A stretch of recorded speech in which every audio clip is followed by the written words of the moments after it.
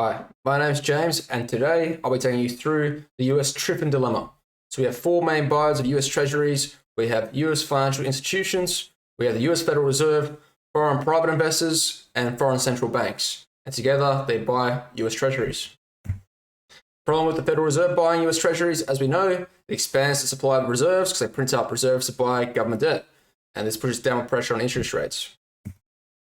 Since 2021, the Federal Reserve has stopped buying US Treasuries, and the problem is foreign central banks are not buying US Treasuries, and foreign private investors are buying limited amounts, but the bulk is coming from US financial institutions. And this means less buyers, so the price of US Treasuries goes down, which means yields go up, or interest rates go up.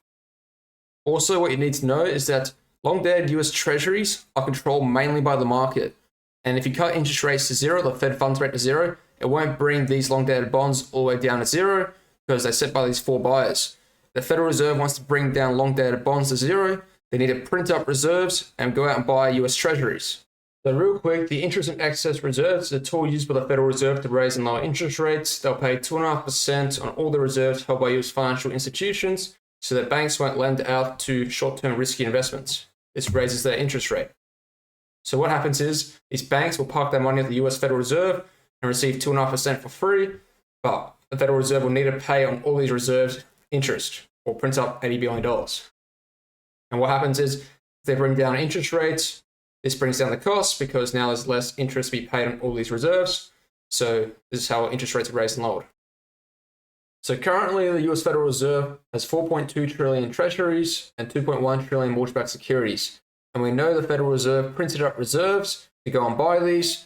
And in order to raise interest rates, you need to print up the interest on excess reserve costs, which is the interest rate you want to raise it to, times the number of reserves. So 6.3 trillion times the current interest rate, 4%, which amounts to about $252 billion a year to maintain a 4% interest rate.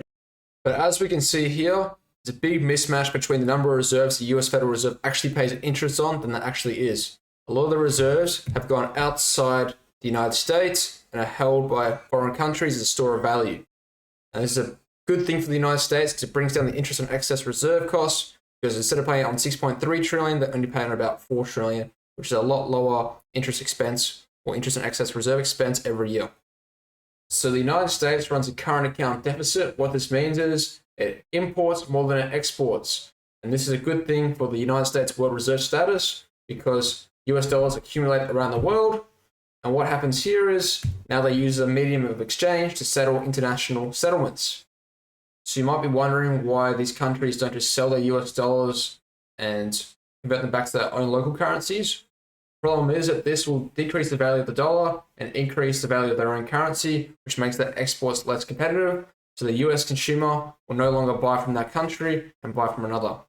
So countries send off their dollars back to the United States and buy US debt or US treasuries, and these receive interest and have a certain duration. By lending US dollars back to the United States and buying US treasuries, they allow the United States to run a financial account surplus, and this allows the United States to then begin buying more products from these countries, and then starting a feedback loop known as US dollar recycling. This causes a big problem for the United States because they deindustrialize, lose all their manufacturing, and the rest of the world, such as China, takes out the manufacturing.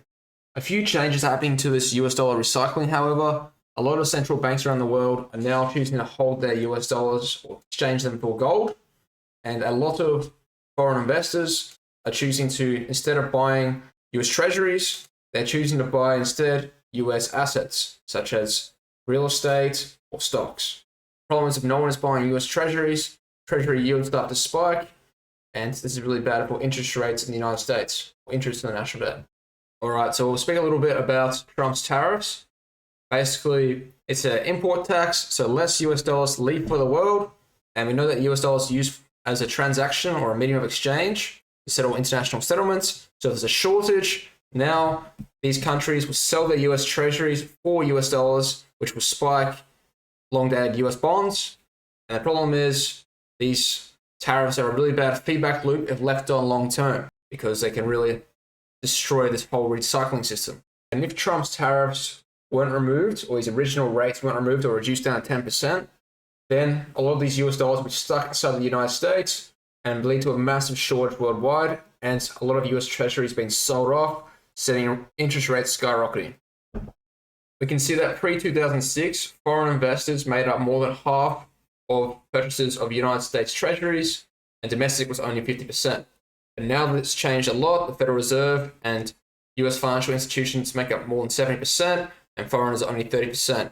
Now I want to describe a worst case scenario where these foreigners lose confidence in the United States either because of tariffs, where they're forced to sell, or in a worst case scenario, a US civil war or a massive loss of confidence. Yeah.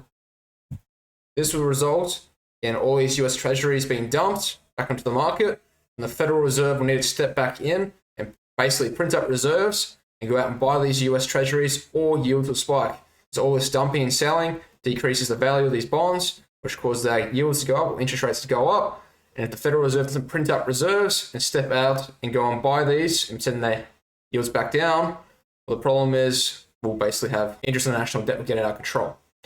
So when they go print out these reserves, now the interest on excess reserves expands from just here all the way down to here and by 9 trillion. So what's happening is countries around the world are selling off their US treasuries for US dollars, and this basically pushes upward pressure on yields along their US bonds. And what happens here is they send their cash back to the United States for gold, and all this cash ends up in the United States.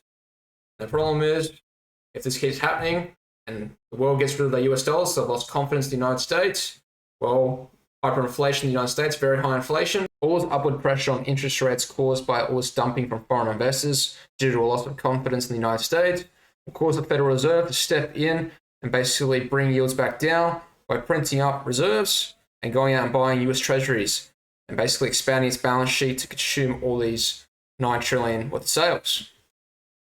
Problem is, this 9 trillion will add to the total reserves already in the system and make the interest on excess reserve cost just for raising interest rates insanely high and unsustainable. And all these US dollars being parked back into the United States will cause really high inflation and require interest rates to be raised a lot higher than just 4%. And this will require interest rates maybe at 20% or even higher. And the problem is the cost for raising interest rates on the interest on excess reserves is 3 trillion just for 20%, and it goes up very quickly. And the problem is basically interest rates will be required to be put to 0%, so that there's zero cost. And the problem is interest rates are at 0%, inflation to 100%, 200%, very quickly you get to hyperinflation.